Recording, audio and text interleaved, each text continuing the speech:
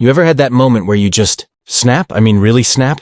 Imagine this. I'm starting my Saturday morning, minding my own business, heading out to feed the cows, and there it is, my barn entrance blocked by a Porsche. Not a stray car, not a delivery van, a shiny bright red Porsche. And who's behind it? My HOA president, of course, a woman who thinks rules are her personal playbook. At first, I tried patience. I really did. But patience has limits, so I grabbed my hay baler. And that's when things got messy. The sun was barely up, golden pink streaking the sky, and I could hear the faint lowing of the cows as I stepped out of the farmhouse. The air smelled like earth and hay, crisp and familiar.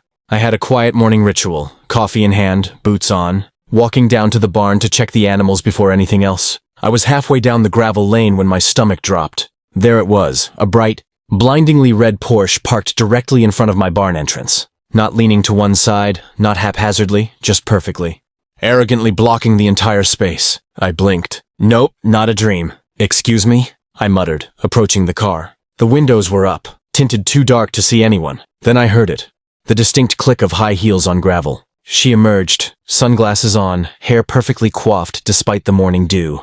HOA President Karen. Oh, hi. I just thought I'd park here for a minute while I...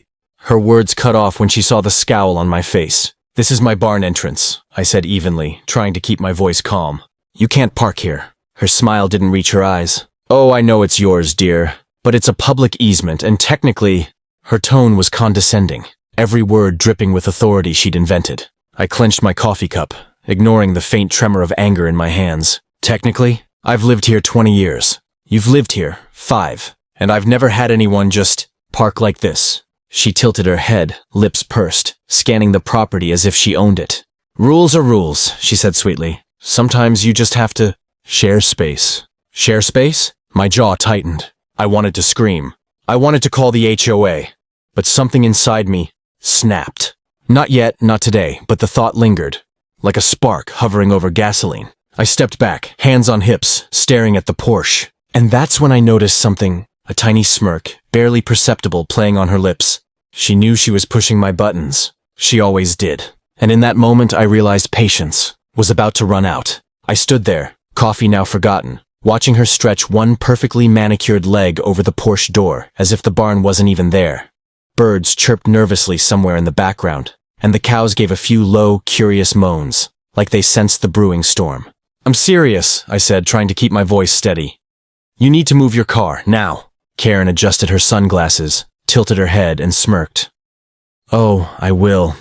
Eventually, she said, slow and deliberate, like she was savoring the moment. But you see, I have a brunch to attend, and this little barn entrance, well, it's in the way.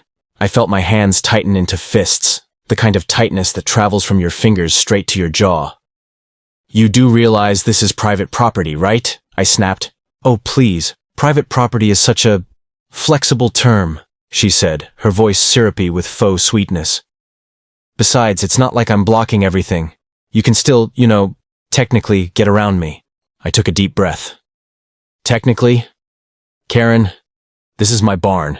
You can't just park in front of it whenever you feel like it.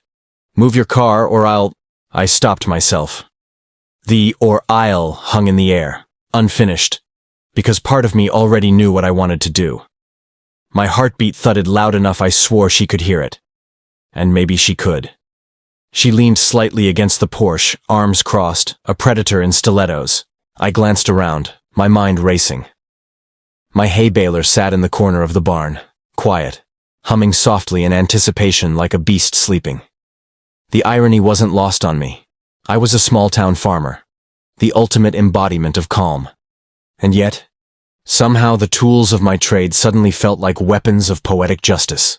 Look, I said, trying one last time for diplomacy, my voice tight but controlled. I'm not trying to start a war here, but if the car isn't moved in the next few minutes...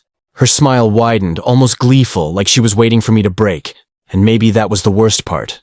She knew exactly what she was doing. Somewhere, a cow bellowed loudly, and I realized patience had officially left the premises. And in that heartbeat, in the still morning air, I understood. This was no longer just a parking dispute. This was a standoff. The morning sun climbed higher, casting long shadows across the gravel lane. Sweat was prickling at the back of my neck, though the air was still cool. Karen was still leaning against the Porsche, checking her phone as if she owned the world, or at least this part of it. My patience had officially expired. I walked to the barn slowly, deliberately, every step a drumbeat of mounting tension. The hay baler sat there, massive and unwieldy, humming quietly like it knew what I was thinking. Normally, it was just a tool, a machine for work. Today, it felt like an extension of my frustration. "Karen," I called, my voice steadier than I felt. "Move your car." She didn't even glance up. Oh, right, that car. Look, I said I'd move it, eventually. Eventually. That word. It felt like a slap across the face. My jaw clenched, and I could feel a slow burn building in my chest. I reached for the baler's controls, fumbling slightly as adrenaline coursed through me. I could hear the faint clicking of her heels on the gravel as she finally stepped back, curious. "Are you going to use that on me?" she asked, half laughing, half nervous. I inhaled, forcing my voice into calm sarcasm. "No, of course not, just your car." Her eyes widened. "You wouldn't dare!" "Oh, I would," I said quietly, a small grin creeping onto my face despite the tension. "But don't worry, you'll get a front row seat." I revved the baler, the engine roaring to life. Dust kicked up in the air, hay rustling in the barn, and the sound of metal grinding made the moment feel cinematic, almost unreal. Karen's smirk faltered. The way she looked at me now, it was a mixture of disbelief and genuine fear. "Wait, stop! I'll move it, I swear!" she shouted, stepping back hastily. But part of me paused, watching her scramble. There was a strange satisfaction in seeing someone so meticulously controlled unravel. I could see the glint of her sunglasses reflecting the morning light, her perfectly polished nails gripping the steering wheel like she was ready to defend her kingdom. I held my finger over the lever, the baler rumbling beneath my hands. The world seemed to narrow down to just the machine, the car, and her flustered expression. Then, as if on cue, the neighbors began to appear, drawn by the noise, a couple with a dog, a kid on a bike, even Mr. Henderson from the end of the lane. They stopped, gaping, witnessing the moment I realized. This was no longer just a morning squabble. This was a spectacle, and just as my finger twitched toward the lever, a loud, high-pitched scream pierced the air. The scream echoed across the gravel lane, bouncing off the barn walls. Karen had dropped her phone and stumbled backward, eyes wide, flustered, hair falling loose from its meticulous arrangement. The neighbors were frozen in place, mouths open, some instinctively raising phones to capture the chaos. I gripped the baler's controls, my hands trembling, not from fear, but from the adrenaline roaring through me. The engine thrummed beneath my fingers, steady and powerful. I glanced at the Porsche, gleaming in the sun, practically daring me, and then I made the decision. I pushed forward, slowly at first, careful, deliberate. The baler rumbled over the gravel, moving toward the car like a tank in a slow-motion war scene. Karen's voice rose in panic, shrill and desperate. "No, stop, you can't!" But I didn't stop. I couldn't. She darted in front of me, waving her arms, heels scraping the gravel as she tried to block the path. The neighbors shouted, but it was like watching a surreal movie. The world had narrowed to just the baler, the Porsche, and Karen's increasingly panicked theatrics. I pressed the lever, the baler moving forward, and the first scrape of rubber against metal made my stomach twist. I could feel the vibration through the controls, the tension in the air like a held breath. Karen jumped to the side at the last possible second, landing ungracefully in the dirt. Hair wild, face red with fury and fear. The baler hit. The car groaned, the metal crumpling under the weight and pressure. Dust and hay exploded around the scene. I braked immediately, my heart hammering, ears ringing from the crunch. The Porsche's hood was bent, the windshield cracked. Karen was shouting, pointing, flailing. "Oh my God! You ruined it! You ruined my car!" I stepped out of the baler, hands on my hips, trying to calm my own racing heart. "You blocked my barn. I cleared the problem," I said, my voice steady, almost eerily calm compared to her screeching. The neighbors were silent, mouths agape.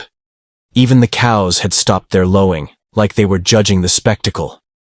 Karen's face twisted in disbelief, rage, and humiliation all at once. She whipped out her phone, yelling into it like a woman reporting a national emergency. Somewhere in the back of my mind, I realized, This wasn't over. Not by a long shot. The HOA would get involved. Lawyers might get involved. But for this exact moment, in the dusty morning light, justice, my kind of justice, had been served. And yet, as I stepped back toward the barn, I heard the unmistakable roar of another engine coming down the lane. The roar of the engine echoed down the lane, pulling me out of my momentary victory. I squinted against the sun and saw Mr. Henderson's old pickup barreling toward the scene. Behind the wheel, the man looked equally horrified and fascinated, like he couldn't believe what had just happened on his quiet morning. Karen, still standing in the dirt with her phone pressed to her ear, froze as the pickup skidded to a stop. "Yes! I need immediate assistance! Someone's destroyed my Porsche!" she shrieked, waving her hands like a conductor gone mad. I took a deep breath, the hay baler now idling quietly behind me. The dust settled, revealing the crushed hood and cracked windshield of her once pristine vehicle. The sun glinted off the dented metal, a perfect visual of karmic justice. I couldn't help but let a small, satisfied smile slip. "You know," I said calmly, letting my voice carry across the lane. "I tried patience. Really, I did. But when someone decides to treat your property like a personal parking lot..." I let the words hang, letting the tension settle over her. Karen spun around, pointing at me like I was the villain in some twisted horror movie. "You'll pay for this. I'm the HOA president. I have connections. This isn't over." I nodded slowly. "I'm counting on it," I said dryly. "Just next time, maybe read the property deed before parking in front of someone's barn." From the corner of my eye, I noticed the neighbors whispering, shaking their heads, some stifling laughter. Even Mr. Henderson gave me a subtle thumbs up before disappearing back into his truck. The cows had resumed their lowing, as if the world itself was exhaling relief. Karen's voice faded into a series of angry mutters as she stomped back to her ruined Porsche, still on the phone. I leaned against the baler, feeling the adrenaline slowly drain, replaced by the familiar satisfaction of standing my ground. I knew the next few weeks would be filled with HOA meetings, angry letters, and probably a lawsuit or two. But for that moment, just that perfect, cinematic, messy morning, justice had a face. And it looked a lot like me, hands on the controls, standing victorious in front of a crushed Porsche. As I stepped back into the barn, the smell of hay and earth calming me, I couldn't help but chuckle softly. Sometimes the quiet life on a farm is perfect. Sometimes karma drives a Porsche straight into it.